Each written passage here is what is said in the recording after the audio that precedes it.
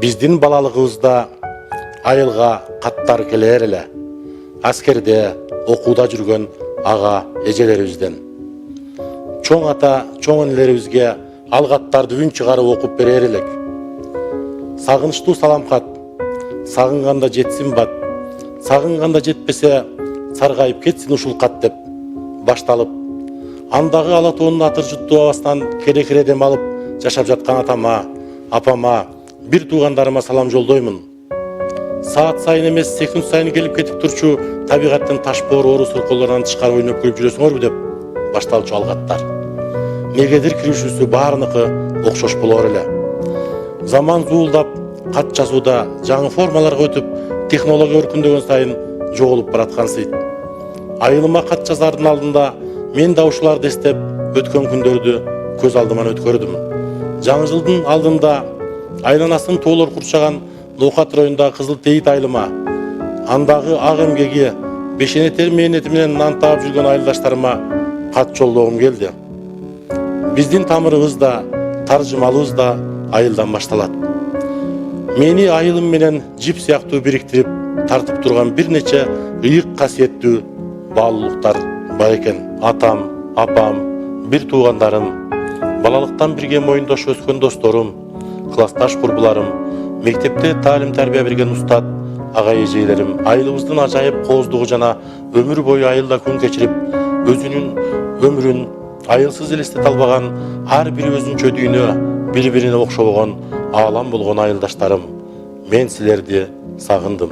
Тамекинин арасында чоңойдук.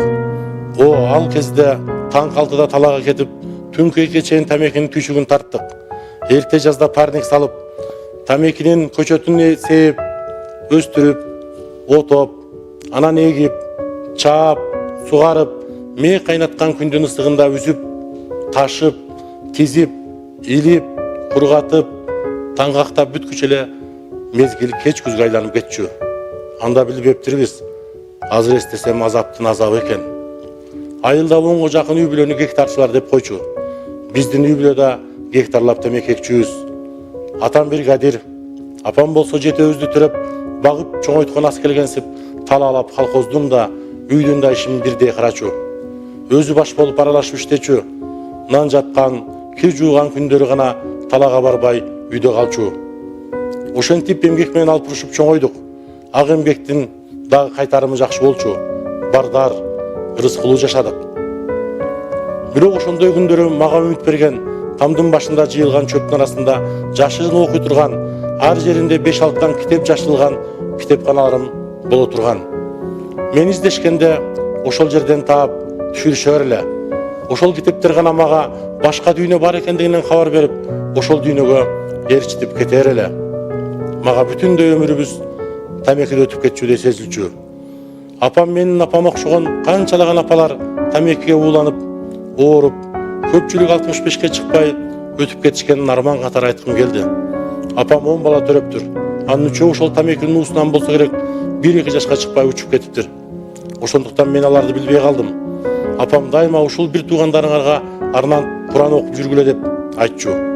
Азыр жетөөбүз, өз алдынча түтүн булатып, учур бачар болуп, уул кыздуу, алдыбыз небере чөбөрөлүү болуп калдык. Төртөөбүз жогорку билимдүү болдук. Чоң агам менен чоң эжем ата энебизге каралашып, бизди чоңойтобуз деп окуй албай калганына өкүнөмүн. Учурда айылда демирчилер менен мен демирге көтөрүп, жаңы бала бакча салып бүтүп калдык.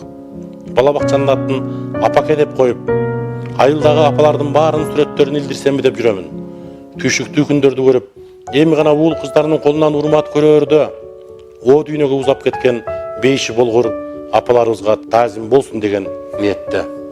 Азыр мен таң эрте ишке келип, кээде түнкү саат 10-11-ге чейин иштегенимди көрүп, катуу иштейсиң, чарчабадыңбы дешет. Мен ошол иштердин баарын кошкондо тамеки иштеген 1 сааттын азабына тең келбес эле деп ойлоп кетем. Апамдын тандырга жапкан нандарын азырга чейин келиндери, кыздары аңызга айландырып айтып жүрүшөт. А мен болсо апамдын ал нандарынын даамын таңдайымда өзүм менен сактап жүрөм. Биз анда 6-7 жаштагы курагыбыз жакында кыямат кайын болот деген каңшаар кеп тарап, дүйнө бүтө тургандыгын, жашоо токтоп, аалам астын үстүн түшүп, кыямат күн келе тургандыгын улуу кичүү эл чогулуп калган жерлерде айтылып, калар эле. Мен досум Асатилла, классташ кызыбыз Тургунай үчөөбүз кой кайтарып жүрүп, кантип биз кыяматтан аман калабыз деп саартан кечке ойлонобуз. Бир күнү мен жол таптым. Кыямат башталып, асман жерге көмкөрүлүп келе жатканда, биз Ашым чоң атамдын 6-7 адамдын кулачы жетпеген бай терегине чыгып кетебиз да аман калабыз деп айтсам, аларга бул оюм жагып, көңүлүбүз тынч болуп, кургуйдан чыгаар жол издеген күндөрүбүздү эстейм. Балалыктын кыял кеч, таза, аруу асманына кетким келет. Мектепте окуткан биринчи мугалимибиз Мамат Кадыр агайды Чыңгыз Айтматовдун дүйшөнүндө элестетем. Андан кийин бизди окуткан Асан агай, Абсатар агай, Төлөн агай, Осмон агай, Жүнүс агай, Айзат эжеке, Райым эжекелер биздин айылдын академиктериндей сезилчү. Биз аларга карап түздөнүп, ошолордой таза кийинип, билимдүү мугалим болгубуз келчү. 8-класста окуп жатканыбызда Кадырова Райым эжеке Бишкектеги кыз келиндер педагогикалык институтун жаңыдан бүтүп келип, бизге класс жетекчи болуп калды. Азыр ойлосом ошондо Райым эжекебиз 22 жаштардагы жаш мугалим экен да. Эжекебиз бизге келип эле аралашып кетти. Биз да аны менен журулушуп кеттик. Биз менен сабакта, пахта теримде, конкурс фестивалдарда, спорттук оюндарда, экскурсияларда эжекебиз бирге болду. Ал биздин баарыбызды жакшы көрүп, биздин класстын балдары баарыбыз да эжекебизди сүйүп калдык. Эч кимибиз эжекебизди таарынтып алууну каалабайт элек. Бизге чын дилинен күйөрмөн болгондуктан кароо сынактарда классыбызды туура эмес баалап коюшса, эжекебиз кадимкидей ыйлап жиберчү. 10-класста окуп жүргөнүбүздө эжекебиз турмушка чыгып кеткенде, эжекебизди колубуздан алдырып жибергендей болуп, негедир эжекебизди кызганып, мектепке баргыбыз келбей жүрдү. Ошол күндөр биздин келечек тагдырыбызды аныктап койгон экен. Себеби эжекебизге таасирленип көпчүлүгүбүз мугалимдик кесипти тандадык. Классташтарыбыздан күмүш медаль тагынган Элмира биолог, Жумагүл физик болса, мен филолог, Мырзабек математик, Аширали химик болуп, баарыбыз мугалим болуп кеттик. Азыр биздин мектепте классташыбыз Аширали директор болуп иштеп жатат. Классташ балдарыбыз кыздарга ашыктык кат жазып бер деп суранып жүрүшүп, аларга сезим козгогон каттарды, ырларды жазып жүрүп, чыгармачылыкка ооп кеттим. Сүйүү эмне экенин билбей туруп, көрсө сүйүү жөнүндө жазып жүрүп турмун. 6-класстан баштап райондук, республикалык, пионердик гезитке макалаларым, эсселерим чыга баштады. Ал күндөрү менден өткөн бактылуу адам жок эле. 4-класста окуп калганыбызда классташ балдар Мамат Али, Кошмамат, Аширали, Айтмамат болуп Касымалы Жөнтөштүн 2 томду Каныбек романын колдон колго өткөрүп, таасирленип окуп, адабият дүйнөсүнө кирип кеттик. 5-класста окуп жүргөндө эле Джек Лондондун Мартиниден, Майн Риттин Башы жок чамандес, Калашниковдун Каар заман романдарын окуп, дүйнөлүк адабияттын ажайып ааламына аралашып, талашып, тартышаар элек. 1980-жылы Каныбек Осмоналиев, Сатымкул Жуманазаровдор Олимпиада чемпиондору болуп келгенде, ага шыктанып, биз да чемпион болобуз деп, штанга жасап, таш көтөрүп, Сатымкул Жуманазаров өтүкчөн чуркаган экен деп, биз да таң эрте өтүкчөн чуркап спортко аралаштык.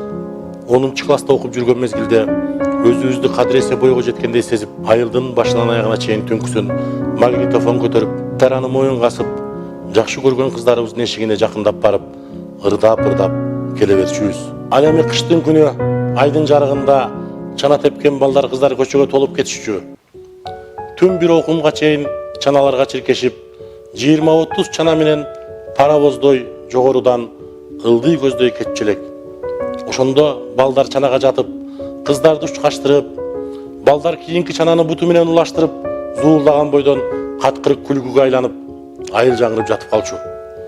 Газета журналдары убагында келип, радио түйүндө жаңылыктар айтылып, китепканалар иштеп, клубтарда спектакль, концерттер коюлуп, айылыбыз өзүнчө эле шаңга батып жашачу. Айылыбыздын үстүнөн жайын кышын Чилисай дарыясы күргүчтөнүп агып, түнү менен анын шоокуму ар бир үйгө угулуп турчу. Азыр Агарт, Кезарттан башталган Чилисай дарыясы какшып турат. Анткени анын агымын Сахабадан эле Найман суусактагычына буруп салышкан. Азыркы балдар Чилисай дарыясынын шоокумун укпай калганына өкүнөмүн. Айылды сагынамын, кээде түшүмө кирет. Апамдын көзү тирүүсүндө айылга тез-тез каттачумун. Апамдын мээримин сагынып, берерге чайын таппай, жап-жаңы төшөнчүсүн кабаттап салдырып, менин келгениме маңдайы жарылып сүйүнүп, айланып үйрүлгөн апамды эстейм. Анын элесин издейм. Андай мээримди, касиетти мамилени, жылуулукту эч кимден таба албадым. Апамдын арбагына багыштап Куран окуп, бейишин тилеп, сабыр канат кылып жашап жүрөмүн. Азыр айылда атам жашайт. Биздин тирекибиз да, дөйлөтүбүз да атам. 90-дун ашын ичип, уул кыздарынын сый урматын көрүп, небере чебери күтүп, алардын бетинен сүйүп, бактап, шактап, баг доолоткө тунуп жашап жатат атабыз. Кудайдан атабыздын өмүрүн тилейбиз. 5 мал намазын үзбөй окуп, эл журтубузга арнап бата кылып, айылдын жакшылык, жамандыгында башында турган аталарыбыз бар болсун. Узак жашасын деп тилек кыламын. Биздин балалыгыбызда узун көчөдөн турган чакан айылыбызга азыр жаштар үй бүлө күтүп, үй салышып, көптөгөн айылдар кошулуп, айылыбыздын уучу зарып, керегеси кеңейип баратат. Ар бир үйдө жаш балдардын үнү, күлкүсү шаңы булат. Кээде художниктерди, киночуларды, фотографтарды алып барып, ар бир айылдашымдын сүрөтүн тарттырып, сөзүн жаздырып, айылыбыздын керемет картинасын тасмага түшүрткүм келет. Таң эрте күндүн нуру алтын бешик менен алтын казык тоолорунан көрүнүп, айылыбызда дагы бир таң атат. Күн бою өз тиричилиги менен алектенип, айылдаштарым күн кузгун ташка батып баратканда бир күндү uzatышат.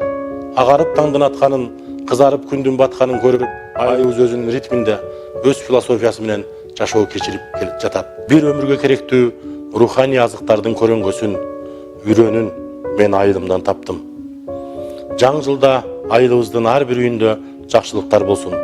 Наристелер төрөлсүн, бешик тойлор, жентек тойлор, тушоо кесүү тойлору, сүннөт тойлор, үйлөнүү тойлору боло берсин.